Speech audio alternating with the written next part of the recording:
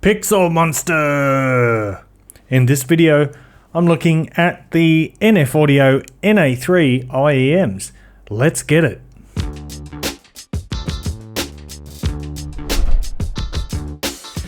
What's cracking, audio fans? It's David here from Prime Audio Reviews. The NF Audio NA3, let me tell you a bit about it. First of all, the price is $69. This is a single dynamic driver. It comes in this rather interesting box. I'm not sure what the idea is behind this sort of retro game theme they've got going on, but it's kind of cool. When you first see the box here, it kind of looks like an old game CD-ROM in the box. But just like the NF Audio NM2 that I reviewed quite a long time ago, this one comes with a pretty good set of included ear tips. You get 3 pairs of balanced ear tips, and you get 4 pairs of atmosphere ear tips. You also get a really tiny pouch, which the IEMs do fit in, but it is a bit of a mission to get them in there. So I do like I like NF Audio's packaging, but we don't need to see any more of the box. What we need is the IEMs, and here they are. So yes, they come in 4 colors. There's like black, white, gray, red, and that's it. They've got a polycarbonate shell, and it's an acrylic, it's a plastic, but I tell you what, it feels different from most other acrylic shells in this price range. It feels more substantial, and it's a comfortable shell. They feel great in my ears, and I've worn them for hours at a time non-stop without any discomfort. Let's have a look at the cable now, and unfortunately the cable is pretty crap, and I mean just in terms of handling, it's pretty bouncy. As you can see, it doesn't drape very nicely, and on top of that, it also suffers pretty badly from microphonics or cable noise. So it's unfortunate. I would suggest that if you do end up getting these, it's worthwhile swapping out the cable, especially if you have one available already. Definitely swap it out. But if you're into these and you end up buying some, I'd suggest maybe getting a third-party cable, but try it out first. Maybe it's not a problem for you anyway. So let's get right into the sound now, and the NA3 here has a mild V-shaped signature. It's got a bit more punch in the lows than a lot of the other IEMs that I've reviewed recently, not including the Thor Mjolnir, which is a tasty one. But it's definitely not bass head tuning, but it's got enough power that should satisfy bass enthusiasts. The NA3 here is an efficient IEM. It doesn't require any additional amplification, so you can use it with any source, straight out of a phone, or use a little dongle, whatever. Let's throw up the graph here, and there it is, pretty nice. By the way, if you are into audio stuff, you might want to consider subscribing so you see more of this stuff in the future. But let's talk about the bass now, and the NA3's bass is elevated, as I indicated before. It has a fairly even transition from the sub bass to the mid bass, so you get a good dose of both. Fortunately, the quality of the bass is pretty darn good. So even though there's a little bit of bleeding into the lower mids, it adds to the sound rather than burdens the sound. So it's a good bass. Bass notes have this sort of really pleasing texture that makes bass guitars a treat for the ears. Kick drums have slightly rounded leading edges, and that results in a mix of thump and slam. Thus, it's not the fastest bass, but it's snappy enough most of the time for most music genres.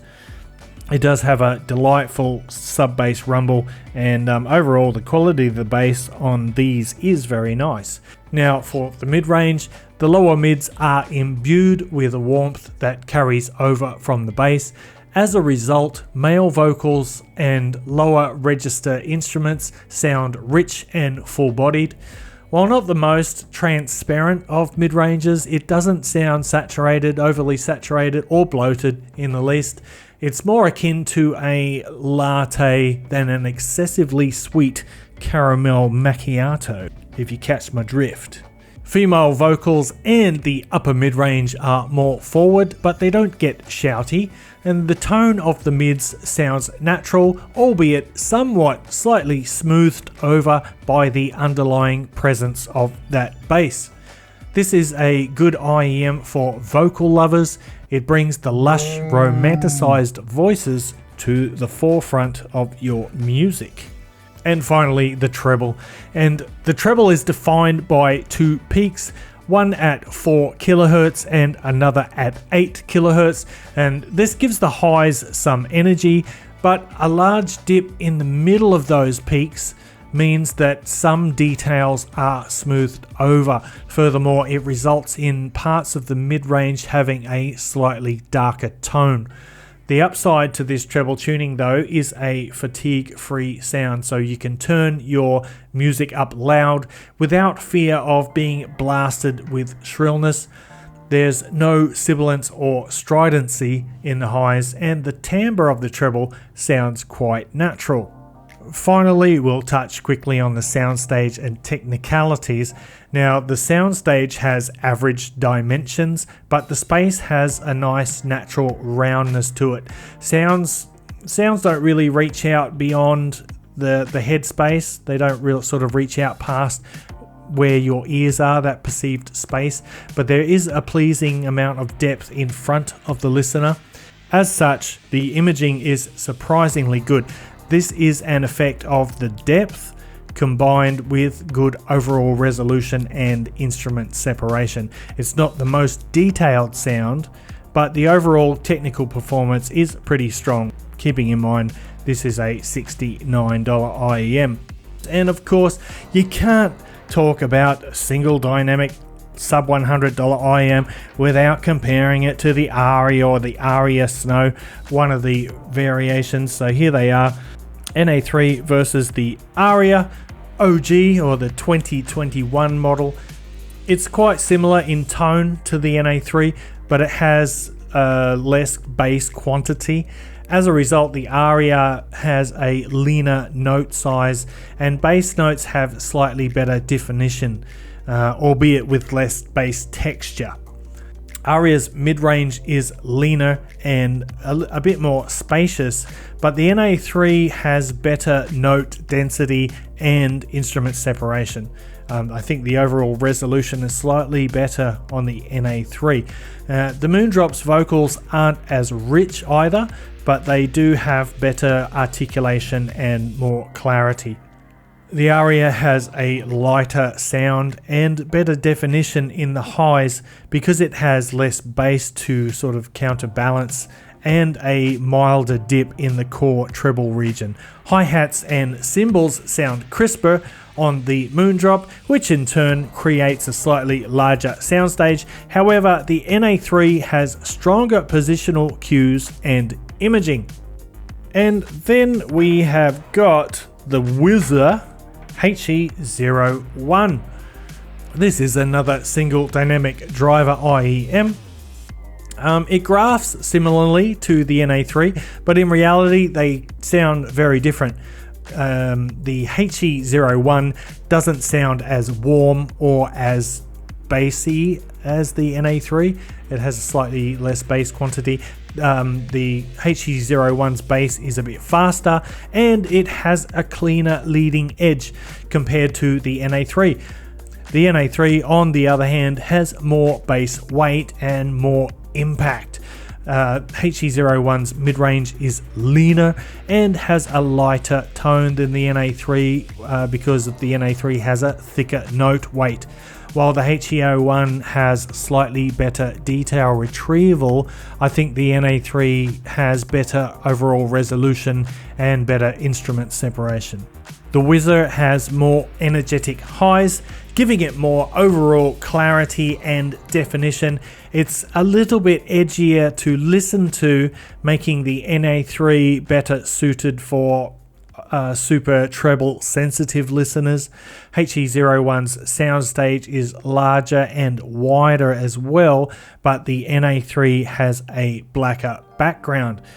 So to sum up, the NF Audio NA3, what do I think of it? You know what? I like listening to these. I like the tonal balance, and I like the tonality in general.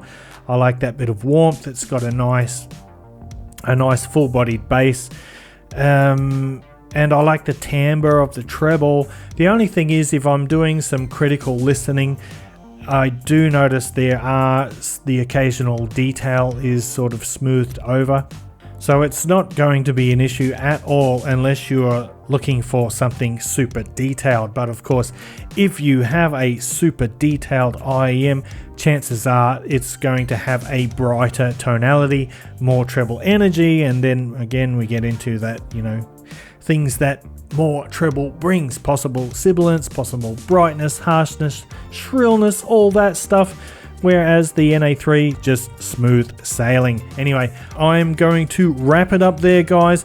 Don't forget, check in the description down below. I've got links to the written review, all my social media channels, Discord, Patreon if you want to support the channel. Give it the old thumbs up, PowerFam audiophile style. And if you're new to the channel and you want to see more videos like this, go ahead and hit that subscribe button. And until next time, I'll see you later.